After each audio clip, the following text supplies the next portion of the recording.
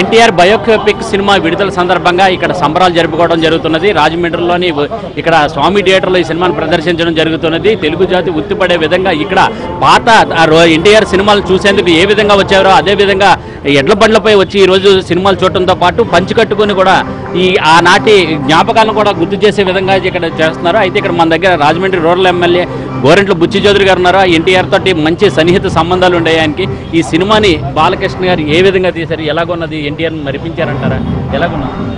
అద్భుతమైన కళాఖండం ఇది. కృషి గారి దర్శకత్వంలో బాలకృష్ణ గారు తీసిన ఎన్టీఆర్ కథానాయకుడు వాస్తవంగా ఏ ఒక్కరిని కించపరచకుండా, ఏ ఒక్కరికి అగ్రాసిటీ చెప్పకుండా వాస్తవంగానే తీశారు. ఆయన జీవితంలో జరిగిన సంఘటనని, ఆయన యొక్క కళా తృష్ణని, ఏ విధంగా కళాకారుడుగా మలచబడ్డాడు, ఏ విధంగా ఆదర్శవంతంగా జీవించాడు, అవన్నీ కూడా ఇక్కడ చెప్పబడుతున్నాయి. అందరినీ కూడా సమాన అవకాశాలు ఇచ్చారు. ఆయన సహచర నటుడు నాగేశ్వరరావు గారికి ఎంత ప్రాధాన్యత ఇచ్చారో మనం చూసాం. ఎంత గౌరవంగా ఉండేవారు, అన్నదమ్ముల అనుబంధంలాగా ఎలా ఉన్నవారు. అదేవిధంగా జాతి కోసం ఆంధ్రప్రదేశ్లో జరిగిన సంఘటనలకి ఆయన ఏ విధంగా స్పందించి రాయలసీమ బాధితుల కోసం కానీ, దివిసీమ బాధితుల కోసం కానీ ఏ విధంగా ఆదుకోవటం కోసం కృషి చేశారో ఒకసారి చూసాం. ప్రభుత్వం 10 లక్షలు ఖర్చు పెడితే ఆ రోజుల్లోనే 13 లక్షల రూపాయలు వసూలు చేసి బాధితులకి అందించిన ఈ రోజున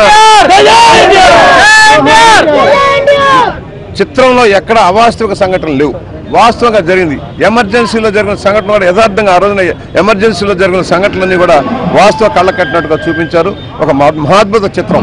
ఇదేదో కమర్షియల్గా కూడా కాదు, ఇది ఒక బ్రహ్మాండమైన వాస్తవంగా రామారావు గారి జీవితంలో జరిగిన ఆయన క్యారెక్టర్ని ఖచ్చితంగా చూపించారు.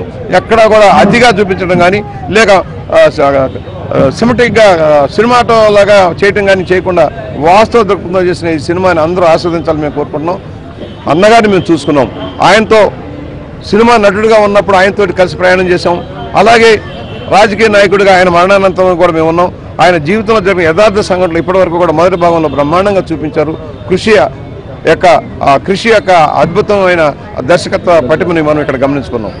ఎడ్లు బండి మీద రావటం, ఇలా పంచే కట్టుకుని ఈ పట్టు వస్త్రాలు ధరించి రావటం ఏంటంటారు? తెలుగువాడి ఖ్యాతిని, తెలుగు జాతి యొక్క గొప్పతనాన్ని ప్రపంచానికి చాటి చెప్పిన మహామనిషి నందమూరి తారక రామారావు. ఆయన పంచకట్టులో తెలుగువాడికి ఒక వెలుగునిచ్చారు. అందుకని ఇవాళ కూడా ఒక తెలుగువాడి చరిత్ర చూస్తున్నారు. మేము పంచకట్టులోకి వచ్చేసి ఆనందంగా ఎడ్ల బండ్ల మీద వచ్చాం. ఒక తెలుగు వాళ్ళంటే ఇది, వీళ్ళకున్న సంస్కృతి చెప్పడం కోసం, ఒక ఆదర్శ విధానం కోసం అందరితో వారి ఒక సినిమాల్లో నటిస్తూనే ఒక పక్క మరో పక్క ఈ రాజకీయాల్లోకి రావాలని కానీ, ఆ ప్రజా సేవా కార్యక్రమాలు చేయడంలో కానీ అవన్నీ కూడా ఏ విధంగా చూపెట్టారు? వాస్తవంగానే చూపించారు.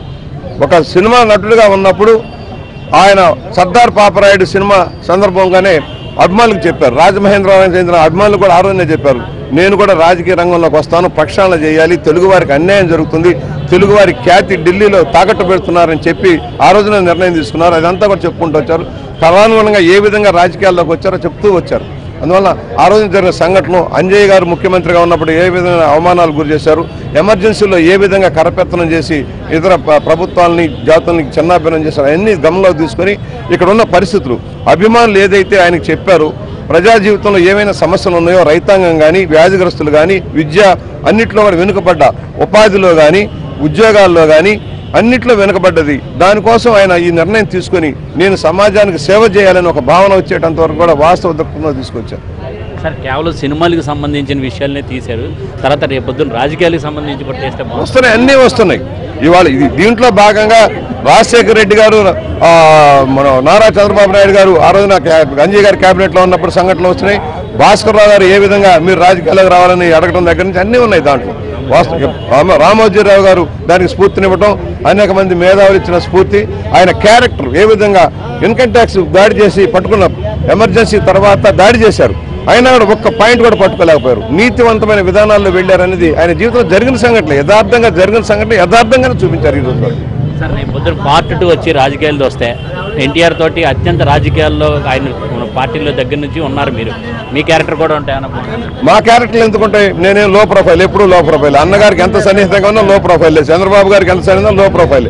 నా వరకు పార్టీకి ప్రజల కోసం సేవ చేసే విధానంలో నేను వెళ్తున్నాను కనుక ఏదో పైకి రావాలి, ఊరికినే ఎగిరెగిరి పడాలని నేనేం కోరుకోవడం వల్ల నా క్యారెక్టర్ అక్కర్లా. ప్రజలకి రామారావు గారు ఆదర్శంగా మేము సేవ చేస్తే అదే చాలు. ఇక్కడ సినిమాకి సంబంధించి చాలా పండుగ వాతావరణం నెలకొంటుంది. అందరూ కూడా చాలా ఉత్సాహంగా ఉన్నారు. వీళ్ళందరూ కూడా ఇది బంపర్ హిట్ అవుతుందని చెప్పేసి అందరూ కూడా చెప్పడం కూడా జరుగుతున్నది. ఇక్కడ ఒక పల్లె వాతావరణం కానీ ఒక పండుగ వాతావరణం తెలిసేలా సంక్రాంతి పండుగ కూడా ముందే వచ్చినట్టుగా విధంగా ఇక్కడ కల్పించడం జరుగుతున్నది. కెమెరామెన్ ఎస్ఎస్ కుమార్తో శ్రీనివాస్, ఎన్టీవీ, రాజమండ్రి.